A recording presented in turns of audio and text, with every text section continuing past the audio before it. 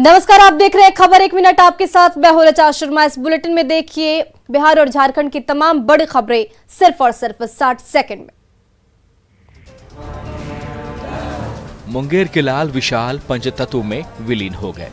राजकीय सम्मान के साथ सुल्तानगंज में गंगा घाट पर शहीद जवान विशाल कुमार को अंतिम विदाई दी गई। शहीद विशाल की बेटी बिहू भारती ने उनकी चिता को मुखाग्नि दी। मासूम बिटिया की आंखों में पिता को मुखाग्नि देने के दौरान आंसू दिखे। जिला प्रशासन और सेना के जवानों ने शहीद विशाल कुमार को गार्ड ऑफ ऑनर दिया। इधर गंगा घाट पर शहीद जवान के अंतिम संस्कार में जनसैलाब उमड़ पड़ा। शहीद जवान को अंतिम विदाई देने के दौरान सभी की आंखें जरूर नम थी, लेकिन गर्व भी था कि देश की सेवा में जिले के लाल ने जान की बाजी लगा दी।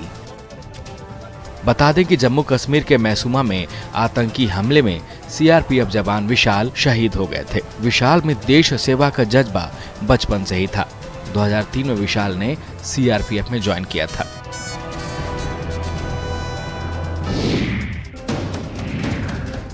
जमुई के मंगरार गांव में जमीन विवाद को लेकर जमकर बवाल हुआ। लक्ष्मीपुर थाना क्षेत्र के मंगरार गांव में दो पक्षों के बीच कई राउंड फायरिंग भी हुई। गांव के लोगों की माने तो 15 राउंड से ज्यादा गोलियां चली। जमीन विवाद के इस जंग में एक पक्ष के लोगों ने दूसरे पक्ष के लोग के घर पर हमला बोल दिया। घर के बाहर खड़ी बाइक को आग के हवाले कर दिया। दोनों बाइक धुआं धुआं कर जलकर खाक हो गई। वारदात के बाद अब सिर्फ तबाही के मंजर है। दरअसल गांव के चंदन यादव और अजय यादव के परिवार के बीच 2 कट्ठे की जमीन को लेकर कई सालों से विवाद चल रहा है। कई बार दोनों पक्ष इस विवादित जमीन को लेकर आपस में भिड़ चुके हैं।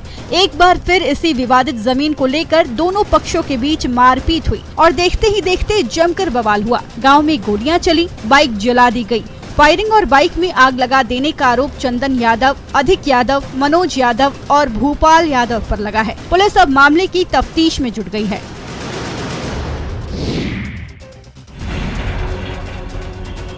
देवघर एयरपोर्ट के अप्रोच रोड के लिए अतिक्रमण हटाने का काम शुरू कर दिया गया है, लेकिन यहाँ के रैयत अतिक्रमण हटाने के विरोध में खड़े हो गए हैं। मुआवजा राशि नहीं मिलने की वजह से रैयत अतिक्रमण हटाने का विरोध कर रहे हैं। रैयतों का कहना है कि अप्रोच रोड के लिए जमीन का अधिग्रहण तो कर लिया गया है, लेकिन जमीन मुआवजे की राशि अब तक उन लोगों के खाते में नहीं आई है।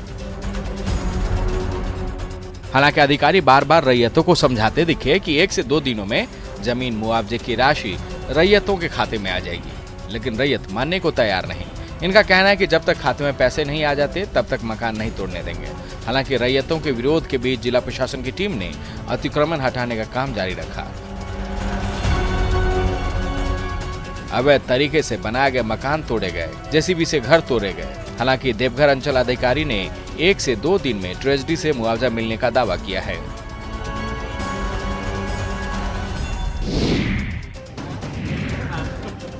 पटना के सिविल कोर्ट में अचानक 2 बाहुबली विधायक आमने सामने आए। आरजेडी के दोनों बाहुबली विधायक अनंत सिंह और रितलाल यादव की मुलाकात हो गई। मोकामा के बाहुबली विधायक अनंत सिंह पटना सिविल कोर्ट में पेशी के लिए पहुंचे थे, तो एमएलसी चुनाव में पटना सीट से आरजेडी प्रत्याशी मास्टर कार्तिक कुमार की जीत की एडवांस में बधाई देने के लिए रितलाल यादव पटना सिविल कोर्ट पहुंचे। सिविल कोर्ट में जब आरजेडी के दोनों बाहुबली विधायक मिले तो ढेर सारी बातें दोनों के बीच हुई। मुलाकात के दौरान दोनों बाहुबली विधायकों के बीच हंसी ठिठोली चल रही थी। इसी दौरान अचानक रितलाल यादव ने अनंत सिंह से जीत के बदले उनके गले में पहनी भारी भरकम सोने की चेन की मांग कर ली। बेशकीमती चीज मांगे जाने पर अनंत सिंह रितलाल यादव के लिए खुशी खुशी अपने गले से सोने की चेन निकाल कर उन्हें देने लगे, लेकिन तब रितलाल यादव ने हंसते हुए कहा कि बड़का काहे दे रहे हैं, छोटका ही दे दीजिए।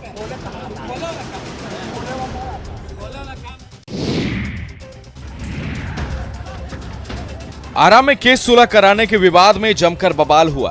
बीच सड़क पर ही रोरेबाजी हुई। पुलिस के सामने लाठियां चली।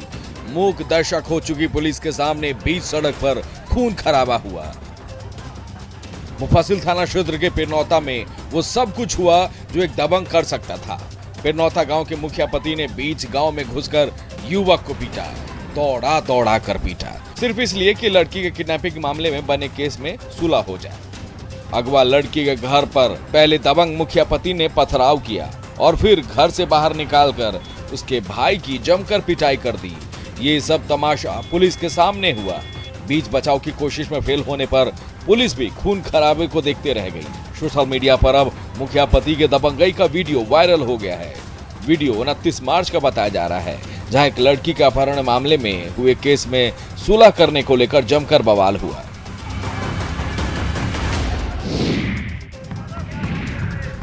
वैशाली के लालगंज रेफरल अस्पताल के एएनएम और डाटा एंट्री ऑपरेटरों ने जमकर बवाल काटा है।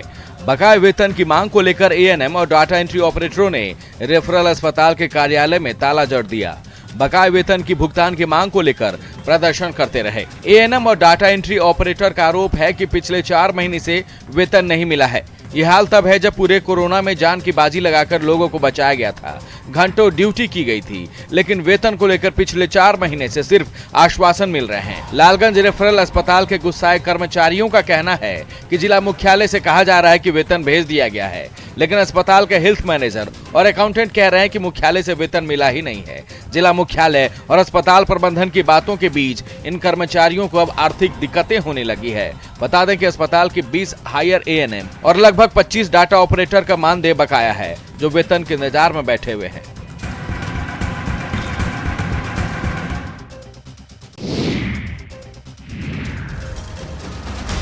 रामनवमी और रमजान को लेकर सुरक्षा पर जिला प्रशासन का खास फोकस है। शहरों को सुरक्षित रखने के लिए कई तैयारियां की गई है। इसी कड़ी में बिहार पुलिस मुख्यालय के आदेश पर छपरा, हाजीपुर, गोपालगंज, सीतामढ़ी, लखीसराय और बेतिया के जेल में एक साथ छापेमारी की गई। सुबह सुबह जिला प्रशासन ने एक साथ इन जेलों में छापा मारा है। इस दौरान प्रशासन की टीम ने सभी वार्डों की तलाशी ली।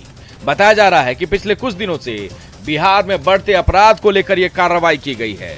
दरअसल रामनवमी और रमजान के मद्देनजर सुरक्षा को लेकर पुलिस अधिकारियों को खास निर्देश मिले हैं और इसी निर्देश को लेकर कई जिलों के जेलों में छापेमारी की गई है।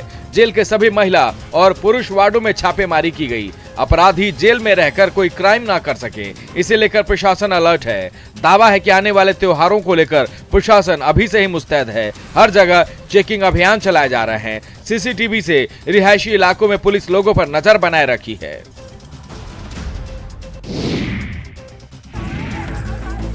गढ़वा के मझी गांव में भीषण अगलगी के बाद अफरा तफरी का माहौल देखा गया। करुई गांव में पहले प्रेम सागर के घर में शॉर्ट सर्किट से भीषण आग लग गई।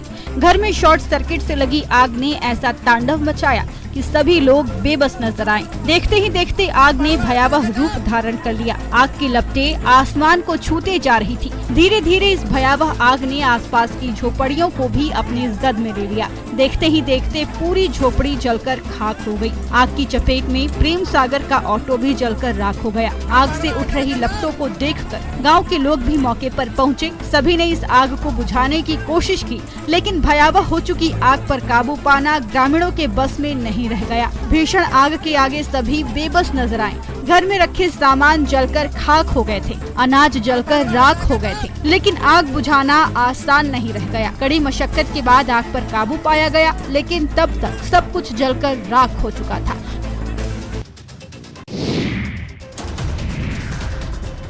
गिरिडीह के निमिया घाट में भीषण सड़क हादसा हुआ है, जिसमें ब्रेक फेल हो जाने से एक ट्रक पलट गया। हादसे के बाद ट्रक में लदा सामान सड़क पर बिखर गया। घटना में ट्रक चालक बाल बाल बच गया। निमिया घाट थाना क्षेत्र के पास NH-19 की यह घटना है। हादसे के बाद NH पर अफरा तफरी का माहौल देखा गया। आसपास के लोग भी मौके पर पहुंच गए। हादसे का शिकार ट्रक राजस्थान से कपड़े लेकर कोलकाता जा रहा था। हादसे के बाद ट्रक पर लोड सामान बीच सड़क पर ही फैल गया। इधर जब तक लोग इस हादसे को समझ पाते, सामने से आ रही एक यात्री वाहक बस भी पलटे ट्रक से जा टकराई। कोलकाता से दिल्ली जा रही बस भी पलटे ट्रक से जा टकराने से अफरा तफरी का माहौल बन गया। ट्रक से टकराने के बाद यात्री वाहक बस का अगला हिस्सा पूरी तरह से क्षतिग्रस्त हो गया। गनीमत रही कि इस हादसे में जान माल की कोई क्षति नहीं हुई है। हालांकि कुछ यात्रियों को हल्की फुल्की चोटें जरूर आई है।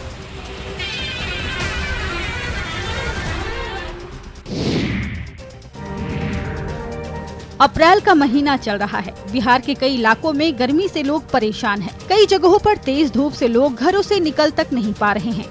लेकिन गोपालगंज में लोगों को भीषण कोहरा देखने को मिला। अप्रैल के इस महीने में जब गर्मी ने दस्तक दे दी है, वहीं दिसंबर जैसा कोहरा देख लोग हैरान हो गए। सुबह जब लोग सोकर उठे तो बाहर छाई धुंध से लगा बदली होगी और कुछ देर में ये छंट जाएगी, लेकिन देर तक सूरज के नहीं दिखने और गुनगुने ठंड के साथ धुंध रहने से लोग चौंक गए। मौसम में इस तरह का बदलाव यहाँ के लोग 2-3 दिन से देख रहे हैं। वहीं कुहासे की वजह से सुबह में ही लाइट जलाकर चलने की मजबूरी गाड़ी चालकों को है। पूरा शहर कोहरे से ढका नजर आ रहा है। लोगों का कहना है कि गर्मी के इस मौसम में कुहासे की ऐसी तस्वीर देखने को नहीं मिलती है। बिहार के पूर्वी भाग में जहां पूरब हवा का दबाव बना हुआ है, वहीं मध्य इलाके में पूर्वा एवं पछुआ के बीच टकराव होने के कारण वातावरण में धुंध बनी हुई है।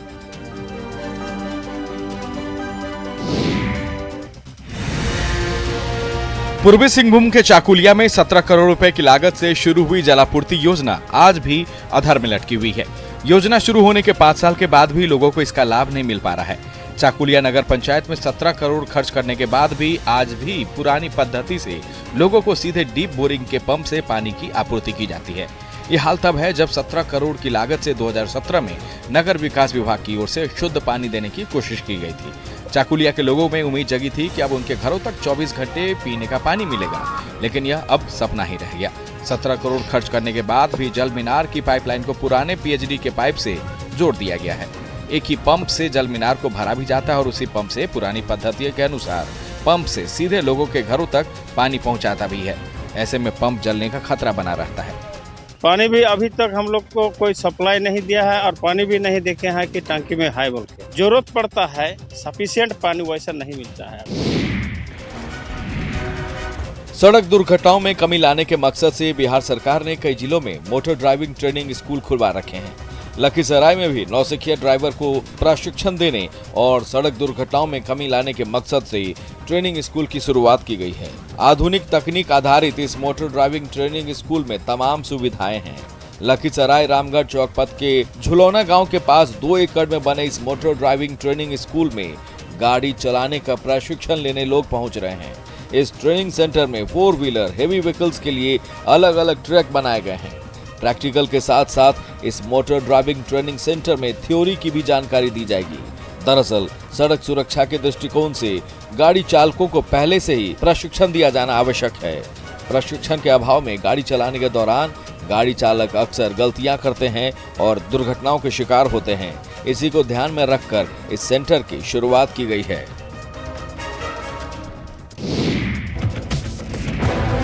शराबबंदी वाले बिहार में शराब की तस्करी धड़ल्ले से जारी है। हालांकि शराब तस्करी के तमाम तारीखों पर पुलिस ताबड़तोड़ कार्रवाई भी कर रही है, लेकिन तस्करी का ये खेल कम होने का नाम नहीं ले रहा।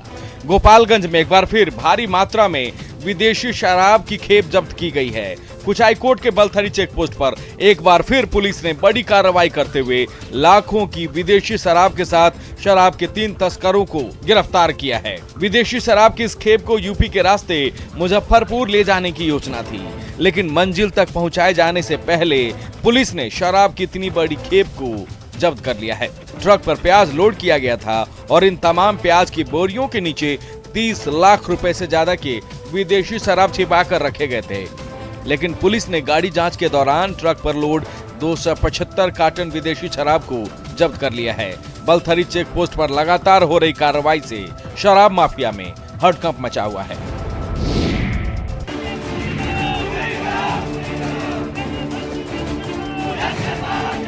सासाराम शेखपुरा के साथ साथ कई शहरों में सेना में भर्ती होने की तैयारी कर रहे युवाओं ने प्रदर्शन किया। आर्मी में भर्ती होने की चाह रखने वाले युवाओं ने सासाराम के पोस्ट ऑफिस चौराहा को जाम कर दिया। इनका कहना है कि पिछले 2 सालों से सेना की भर्ती की परीक्षा नहीं ली गई है। इसके अलावा 2 साल पहले ली गई भर्ती परीक्षा का नतीजा तक नहीं आया है। ऐसी स्थिति में 2 सालों से वे लोग सिर्फ तैयारियां कर रहे हैं, लेकिन कहीं भी बहाली नहीं हो रही है। अभ्यर्थियों का कहना है कि फिजिकल की तैयारी करते करते उनकी उम्र बीत रही है, लेकिन बहाली नहीं हो पा रही।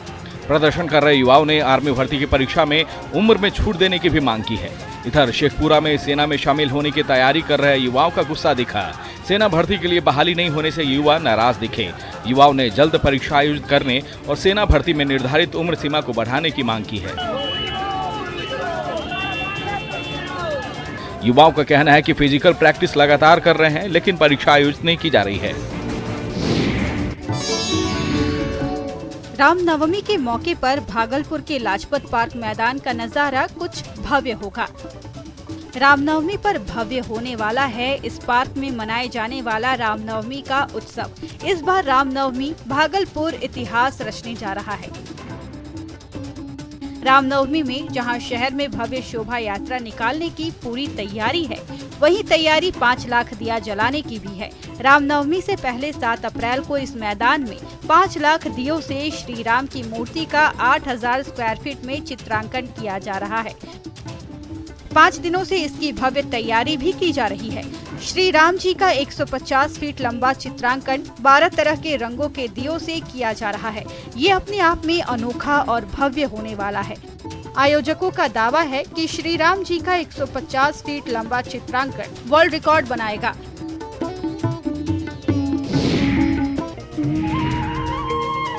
नहाई खाई के साथ चैती छठ की शुरुआत हो गई है। 8 अप्रैल यानी शुक्रवार को उगते सूर्य को अर्घ्य देने के साथ चैती छठ का समापन होगा। जहानाबाद में भी आस्था के महापर्व चैती छठ को लेकर उत्साह का माहौल है। चैती छठ के लिए पूजन सामग्री के साथ साथ फल बाजार भी सज चुके हैं। थोक मंडी से लेकर खुदरा मंडियों में फलों की बिक्री तेज हो गई है। जहानाबाद बाजार समिति में फल की खरीदारी को लेकर भीड़ भाड़ देखी जा रही है। त्योहार को लेकर जिले के हर छोटे बड़े बाजार फलों की मंडी में तब्दील हो गए हैं। नारियल से लेकर हर फल की संभावित बिक्री को लेकर चौक चौराहों तक दुकानें सज गई है। शहर में फलों की दुकानों की संख्या में पिछले 4 दिनों में 10 गुना तक अधिक हो गई है। कहीं ठेला तो कहीं सड़क किनारे ही इसकी बिक्री हो रही है। इसके अलावा पूजन सामग्री की बड़ी संख्या में दुकानें चौक चौराहों पर सज गई है। हालांकि दुकानदार ये भी बता रहे हैं कि फल महंगी है।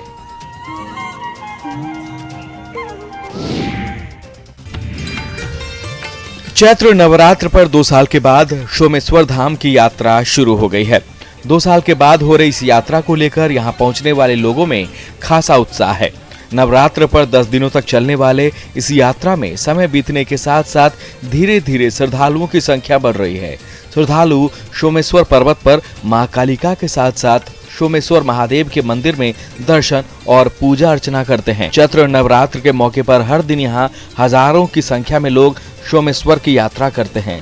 सोमेश्वर की यात्रा के लिए श्रद्धालु पहले 20 किलोमीटर की दूरी तय कर गोवर्धना पहुंचते हैं। इसके बाद 12 किलोमीटर की दूरी तय कर लोग गोवर्धना से सोमेश्वर पहाड़ी पर स्थित मां कालिका के मंदिर पहुंचते हैं। सोमेश्वर धाम जाने के रास्ते में नदी पार करने के साथ साथ पहाड़ी की कठिन चढ़ाई भी पार करनी होती है। पश्चिमी चंपारण के सोमेश्वर पहाड़ पर भारत के साथ साथ नेपाल के लोग भी मन्नतें मांगते हैं। साल में सिर्फ एक बार 10 दिनों के लिए वन विभाग के स्तर पर श्रद्धालुओं को सोमेश्वर पर जाने की अनुमति मिलती है। धनबाद के बीसीसीएल क्षेत्र में रहने वाले लोग मौत के साये में जीते हैं। भूत धसान यहाँ सबसे बड़ा अभिशाप बन गया है।